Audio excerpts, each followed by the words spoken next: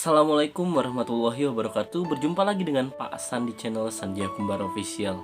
Hari ini Pak San akan membahas salah satu materi psikologi terkait dengan introvert dan extrovert. Kemarin baru saja Pak San membaca salah satu tajuk terkait dengan ambivert. Apa sih itu ambivert dan apakah benar ada istilah ambivert dalam psikologi? Ternyata dalam satu tajuk yang Pasan baca tidak ada istilah ambivert. Jadi hanya ada extrovert dan introvert. Lalu apakah ketika kita merasa introvert tapi hasil penilaian psikologis kita adalah extrovert, apakah kita dapat dikategorikan dengan berkepribadian ganda? Atau sebaliknya, ketika kita dapat penilaian introvert tapi dalam perilaku kita seperti extrovert, apakah kita berkepribadian ganda? Itulah pertanyaannya yang sering dilontarkan. Maka muncullah istilah ambivert. Tapi pada dasarnya tidak ada istilah ambivert.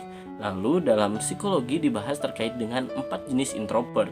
Ini akan sedikit memperjelas bahwa ada introvert yang hampir mirip dengan extrovert. Namun dalam kategori ini dibagi menjadi 4. 4 jenis introvert ini akan Pasan bahas hari ini. Disimak ya.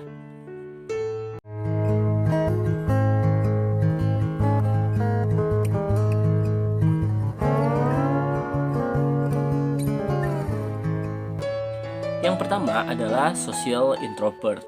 Nah, ini adalah introvert yang justru senang untuk berkumpul dan bersosial dengan orang lain. Namun pada dasarnya dia tidak merasa terganggu dengan lingkungan sosial. Dia pun masih bisa bergabung dengan kumpulan orang.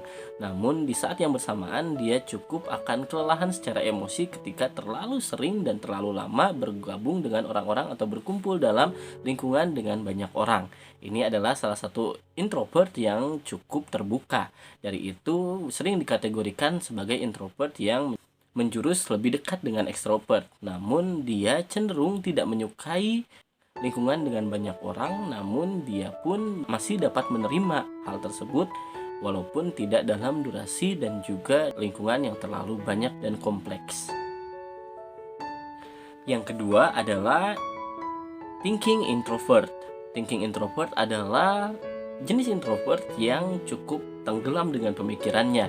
Mereka yang selalu berpikir lebih keras dan juga cenderung lebih suka berpikir dalam-dalam daripada mengutarakan sesuatu.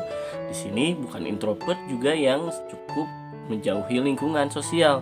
Mereka masih bisa untuk ikut berkumpul dengan kerumunan orang, namun cenderung akan lebih pasif dan cenderung akan sering termenung sibuk dengan pemikirannya sendiri. Di sini introvert jenis kedua ini cenderung mereka adalah orang-orang pemikir yang sangat unik dan juga kreatif. Dari itu, jika kita menemukan orang yang sering bergabung dengan orang lain tapi ketika bergabung dia cukup pendiam, bisa jadi dia adalah thinking introvert. Yang ketiga adalah anxious introvert. Tipe ini adalah introvert yang sering gelisah dan juga cemas ketika bergabung dengan kerumunan orang. Ketika dia berhadapan dengan lingkungan yang berisikan banyak orang dan juga kerumunan orang di mana banyak kepentingan di dalamnya, dia akan cenderung merasa cemas dan terganggu. Inilah introvert yang cenderung lebih penyendiri, di mana dia akan memilih lingkungan-lingkungan yang tidak banyak orang, bahkan dia memilih lebih baik sendiri daripada dia berkumpul dengan orang lain, di mana dia akan gelisah setiap saat ketika mendapati lingkungannya memiliki lebih banyak orang yang harus dia mengerti dan juga banyak kepentingan yang harus dia pahami. Dan yang keempat, yang terakhir adalah restrained introvert. Di sini adalah introvert yang cenderung mereka terlalu nyaman dengan lingkungannya sendiri, terlalu nyaman dengan dunianya sendiri hingga mereka kesulitan untuk menerima perubahan ataupun orang-orang lain yang masuk ke kehidupannya. Di sini adalah introvert yang cenderung lebih suka kegiatan yang berulang-ulang dan pasti.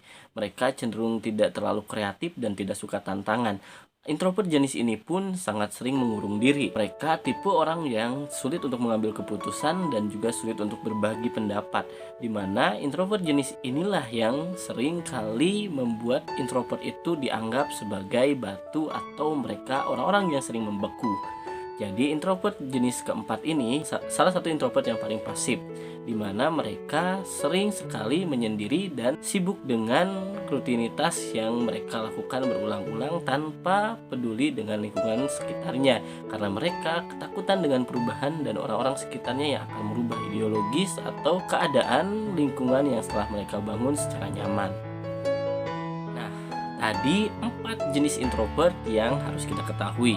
Jadi ketika kita dapat psikotes atau kita telah menyelesaikan suatu analisis psikologis dan mendapatkan hasil bahwa kita introvert, cek dulu jenis apakah introvert yang kita miliki dan seperti apa harusnya kita melakukan perbaikan terhadap diri kita, dan juga bagaimana untuk mengerti diri kita secara langsung dan juga mengartikan ini kepada lingkungan sosial kita agar kita satu sama lain dapat menerima perbedaan dan juga kepribadian yang telah kita miliki.